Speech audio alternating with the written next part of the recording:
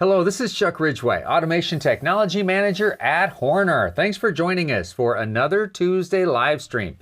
Well, we've turned the calendar into April and I am declaring it spring.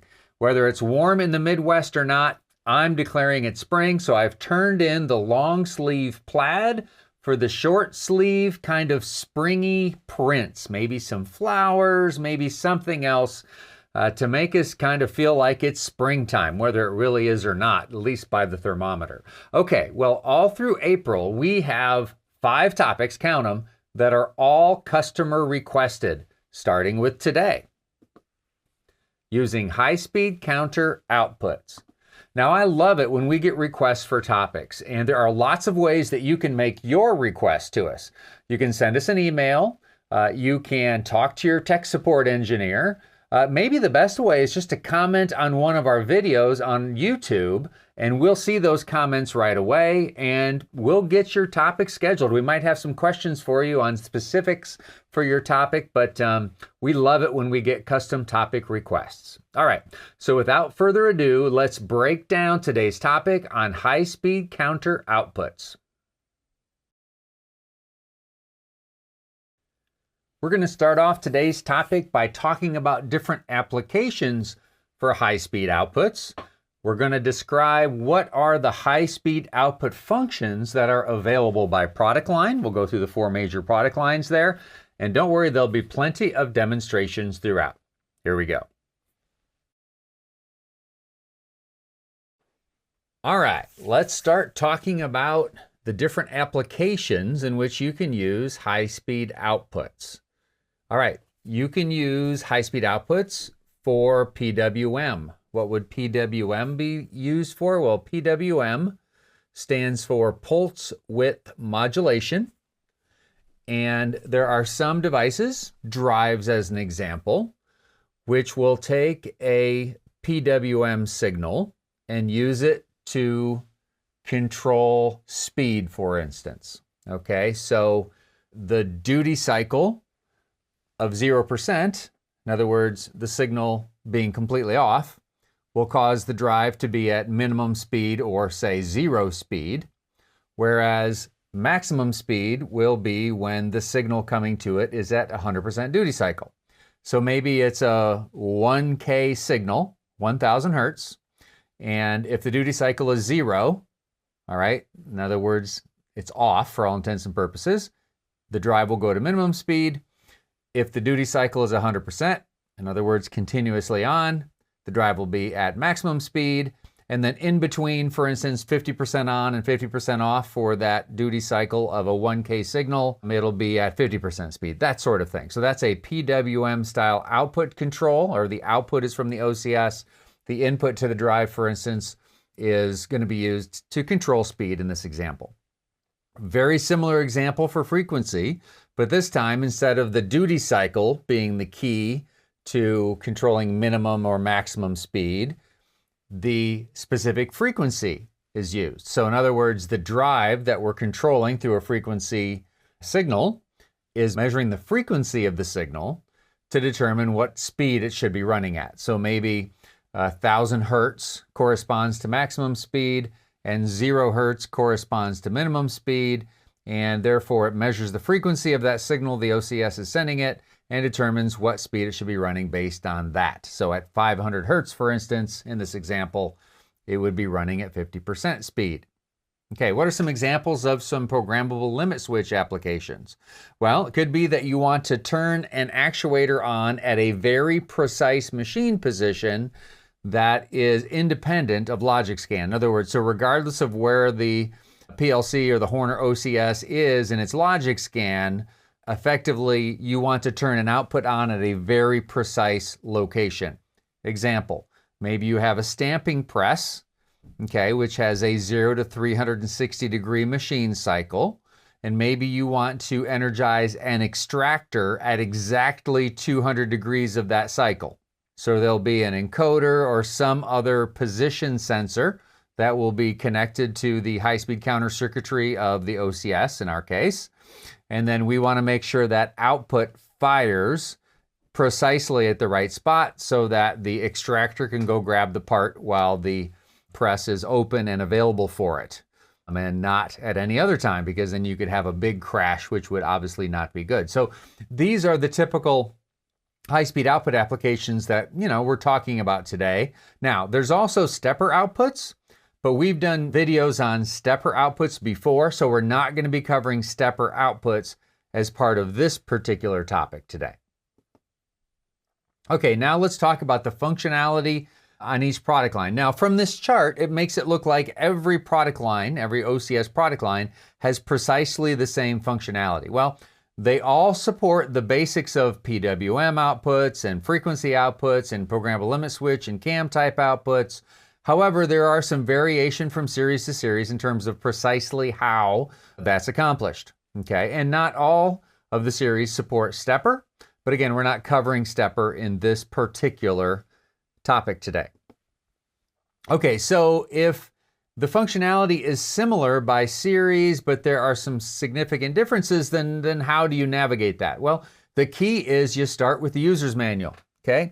So you need the user's manual for your particular OCS controller that you're using.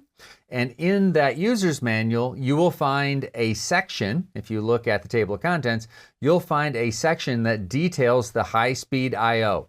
Okay, both inputs and outputs. So that's the section of the user's manual you're interested in. And within that section, you will find a series of tables that describe the memory map that maps real-world I/O registers to the specific functions that are key to control your high-speed outputs. So that's really what we're looking at. So the user's manual is absolutely key, because the memory map does vary somewhat by product. Some products like the Prime and Canvas have a very similar memory map. Some products like the Micro OCS has a very different memory map. So again, the individual memory map is key. All right, now let's start with programmable limit switch or cam mode, okay, where we're firing a high-speed output based on a high-speed counter position. That's effectively what we're doing here. So that high-speed counter input might be set up for quadrature, maybe it's set up for a quadrature encoder, maybe it's in some sort of totalizing mode where it's just counting pulses from a sensor, that sort of thing. And again, based on a particular position or particular value of that high-speed counter accumulator, we are going to fire a output independent of the logic scan. So we don't have to be at the bottom of the logic scan in order to fire that output. We can do it at any time because the high-speed circuitry on the OCS, not the logic or the scan engine of the OCS, is controlling that output. Now, when I say firing an output based on a high-speed counter accumulator, basically what I mean is you could be turning that output on, you could be turning that output off, or you could be toggling that output to the opposite state. When you have a match condition where you have a particular position that you want to fire that output when that matches the accumulator. So that is key. In other words, finding out what all these different register maps are, what all the key registers are for making all this happen. So that's what we'll cover next. Oh, and one other note I want to mention, and that is this: the micro OCS as well as the XLE and XLT, I believe, in addition to being able to turn an output on, off, or toggle it when it matches the accumulator, it also can send a pulse output on a match. In other words, it can turn the output on for a specific amount of time. Okay, so now let's take a look at an example register map. So what I've done here is I've pulled the tables from, in this case, an XL Prime manual. So I believe these are the key register locations for the XL Prime, and I believe it also applies to Canvas as well, but you should double check the Canvas manual just to be sure. Okay, all right, so let's talk about the match registers. What are the match registers? Well, these are AQ registers, and they're going to be double integers in every case, I believe, where we are setting a value, setting those AQ values the way we want them in logic, so that those are the specific counts for our high-speed counter accumulator where we're going to fire that output. Okay, and we have two match registers we can use. Okay, so the output will fire when either match 1 or match 2 is matched. All right, so if you've only got one location you care about, then maybe you just use match 1. If you have two that you care about, you can use match 1 and match 2. If there's more than that, there are ways to manipulate those two registers so that you can have multiple locations turning on and off. Okay, as long as things aren't happening too fast, you can then set match 1 and match 2 dynamically in your program and still make sure that they're set at the appropriate value so that they're firing at the appropriate time. So again, you've got up to 2 match registers you can use, and you can see here you're going to find in your user's manual the specific locations where those real-world AQs are assigned. Okay, so other than the match registers, what else matters for programmable limit switch in CAM mode? Well, output reset bits. Okay, these are individual bits, Boolean bits, that you will turn on in logic, in your logic program, to reset the high-speed output. So for instance, you would typically use this if the high-speed output was turned on, for instance, when it hit a match of a value. In other words, the match register matched the accumulator of the high-speed counter, then it would fire the output. After that output fires, you may want to reset that and turn it off again so it's ready to fire again. Okay, so you would use the output reset bits for your counter to make that happen. All right, so that's what those are for, and you have 1 per counter. And just to mention from before, from a match register standpoint, you have 2 per counter. All right, now what else is important? Well, we want to know the state of that high-speed output at all times. Even though our logic is not controlling the high-speed output, the high-speed circuitry on the OCS is controlling the output. So if we want to know the state of that output, that high-speed output, then we're going to need to monitor that somehow, and we're going to do that through a %i bit. So there's a %i 1603 in the case of the XL Prime and I believe Canvas, which basically you monitor to tell you the high-speed output number 1 is on. And then there's another one, I1607, that tells you if high-speed output 2 is on. And of course, you need to look at the specific user's manual to make sure that those address registers match what you need. Okay, so that's the important registers that we need to have for programmable limit switch in CAM mode. Now let's turn our attention to PWM and frequency output mode. Okay, so in these modes, remember what we're doing is we're going to manipulate some registers in the OCS to cause the high-speed output to basically be set at the frequency and the duty cycle that we want at any given time. Okay, that's the key. So we need to find the registers that we can manipulate to create the duty cycle and the frequency that we want of that high-speed output at any given time. All right, so let's take a look at what those key registers are. And I've pulled up again, this happens to be the chart from the user's manual for the XL Prime. Okay, and you can see in the XL Prime at least, we have a 32-bit value for duty cycle, and we have a 16-bit value for frequency. Now that's true of the XL Prime and I believe the Canvas, but it's not the same in the Micro. So again, every manual is important. And effectively what you're going to do, at least in terms of the XL Prime, is you are going to set your duty cycle based on 100% equals 32,000 counts. So if you want a 50% duty cycle, you would set your duty cycle register to a value of 16,000. 25% duty cycle, you would set it to 8,000 because again, 100% duty cycle is 32,000 counts. All right. And then to set the frequency of that output, that's just an integer in the case of the XL Prime, and you set that to typically a maximum of 10,000. Okay, now why 10,000? That's because the outputs, the high-speed outputs that are built into XL Prime series and Micro series products typically max out at about 10K in terms of frequency. So setting it higher than 10K isn't going to do anything for you. It's just going to be pretty much on all the time. So you're going to set that frequency register to a value between 0 and 10,000 hertz. Here we are in Cscape 10.1 to be exact. And for high-speed output type functions, most of the instruction is going to be in the hardware configuration. So let's go there now. All right, so hardware configuration. I'm using an XL4 Prime Model 6, okay, with that Model 6 I/O, 12 in, 12 out digital, 4 in, 2 out analog. So that's the model I'm using. Let's go to the local I/O tab and hit the config button and module setup, and then we'll start taking a look at our configuration. Okay, so we're actually going to start in the digital input / high-speed counter side of things. Okay, now in my first example I'm going to be showing you, we're going to be in PWM or PLS mode, programmable limit switch mode. So that means we're going to be firing an output based on an encoder position. So for my demonstration purposes, I have set up for counter number 1, a quadrature setup.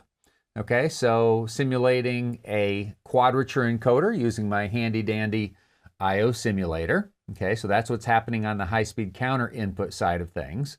All right, and then there's one other thing I have to set up from an output standpoint here in the HSC input configuration area, and that is down here. That's the match function. So that's what I'm using when I'm firing an output when I hit an encoder position or a counting position, is I use this match function. So what are the match functions that are available? Well, disable is by default, of course, but if I'm using it, there's on mode, which means when I match a preset target value, when my encoder input or my count input matches a preset target value, I'm going to turn on my high-speed counter output. Okay, so that's on mode. And then I can turn it off again through an internal bit in the logic. In off mode, it just works the exact opposite. In off mode, when we hit that preset value, the output turns off, and then we can switch it on again through an internal bit that we turn on in our program. And then there is toggle mode for the match setting, and that is when we hit a match, we toggle the output to the opposite state. So if it's currently off and we hit a match value, we turn it on. If it's currently on and we hit a match value, we turn it off again. So those are the modes that are available. For my demonstration, I'm using on mode. Okay? All right, now, for the rest of the configuration, let's go to the digital output and PWM configuration. Okay, so to continue my discussion on the programmable limit switch / cam mode, I've got my first digital output, okay, Q1, set to be an HSC1 output. That's the match output. So that means that when we match that preset value, that's when we're going to manipulate the physical output, which is Q1.